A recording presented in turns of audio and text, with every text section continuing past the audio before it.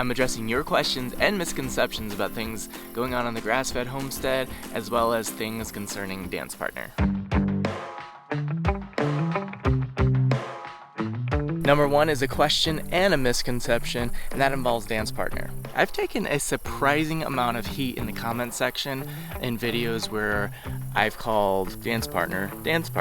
There were a lot of comments, mostly from women. Some of the nicer ones were implying that it just was impersonal and not very friendly of a name. But there's also been comments that have suggested that I've been disrespectful to her by calling her that. The question I get about it is, why do you call her dance partner? Why doesn't she use her real name? So I met Dan at a group ballroom dance lesson that we were both attending. As we both progressed in our dance, we moved into private lessons, and that's how we became dance partners. When I started helping Dan on the farm with the animals, that evolved into being on more of the YouTube videos. I specifically asked that my first name be kept private and that we come up with a nickname for me. And after some consideration, dance partner just made the most sense because that's how we knew each other and what we were. And the misconception is that I've either made it impersonal for her or that I've been disrespectful toward her by using that name. Wanting to keep my privacy and not being comfortable sharing my name on YouTube at this time, I actually really prefer dance partner as a nickname. It's very endearing. It's never been offensive to me. So per my request, we'll keep it that way for now.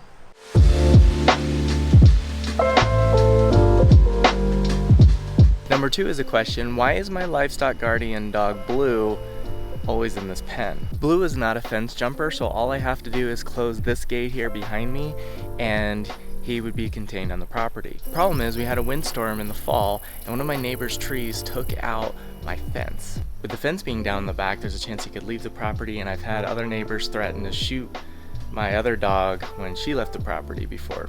Though Blue is very old now and very slow and not super active, I don't want to take the chance that he would leave the property and something happened to him. I have notified the neighbors about their tree on my fence. They said they would take care of it, but it's still there. Number 3 is a misconception about my relationship status with dance partner. Some people have thought that we're married. Dan and I are not married, we are dating. Number 4 is the question, why don't you use electric fencing for rotational grazing anymore? The short answer is I moved to this mobile sheep pen system because of time. Back in the day when I had breeding stock and about 25 head of sheep, I was a full-time homesteader and I had the time to do rotational grazing, moving the sheep each day, breaking down, moving, and setting up fence every day. Now I run my own business full-time and I'm a single dad. I just don't have the same amount of time as I used to. This saves me a lot of time. It's fast moving it each day. I don't have to set up or break down fencing. I just give it a pull and the sheep are on new grass. I would love to have all those sheep again and do the rotational grazing with the fencing. It's also really great for the pasture, but I'm just doing the best I can with what I have now. Number 5 also involves these guys, and it's a misconception that they're somehow stressed or unhappy being in this sheep pen. I assure you guys they are not stressed in here. They often, see like what he's doing right now? Well, he's not chewing his cud right now, but often they'll lay down and start chewing their cud, which is generally an indication that they are relaxed. They have plenty of room in there. I move them at least twice a day, so they're always on fresh pasture. There he goes. Chew that cud. Not so stressed, are you?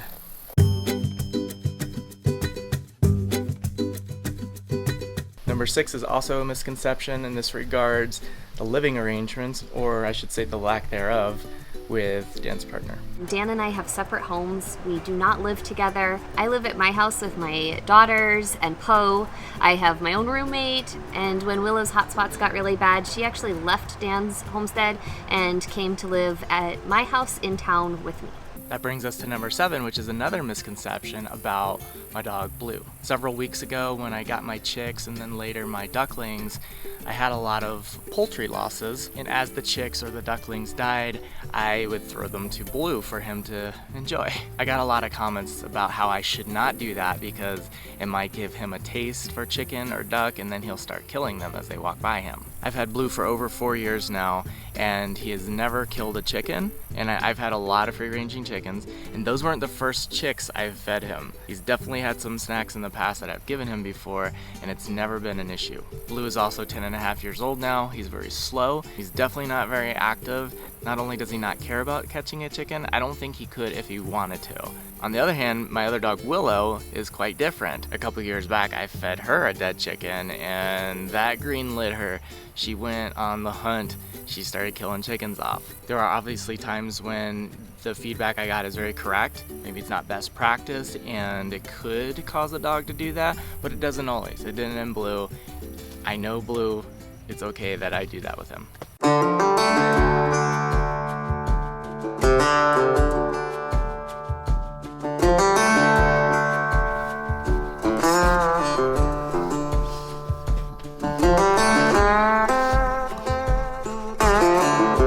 Misconception number 8 involves the pig tent. I received a lot of comments telling me that this pig tent is going to be way too small to hold these 2 pigs. It certainly by no means is a large structure. However, it is larger in square footage than the pig shelter that Justin Rhodes used. Justin Rhodes was basing his dimensions off of what was an acceptable amount of space based on what Joel Salatin recommended. So I actually have more space in here than what Joel Salatin recommends for 2 pigs. The reason why they're not in here yet is because of the heat. We've had triple digits in heat. I finally got the wood chips to put in here with them, but it's been so hot that 1, the humans didn't want to be out working to move them, and 2, I'm a little concerned with how hot it gets in here with these panels, the metal panels. When they get hot, you know, they radiate heat. And standing this close to the tarp, I could feel a lot of heat coming off of this. So I'm just a little concerned about the actual ventilation amount through here. So I haven't figured out exactly what I'm gonna do yet about moving the pigs. Am I gonna use the pig tent? I want to. Is it the best idea for the heat situation? I don't know. I can certainly leave them where they are now and move them in there in the fall. We'll just have to see.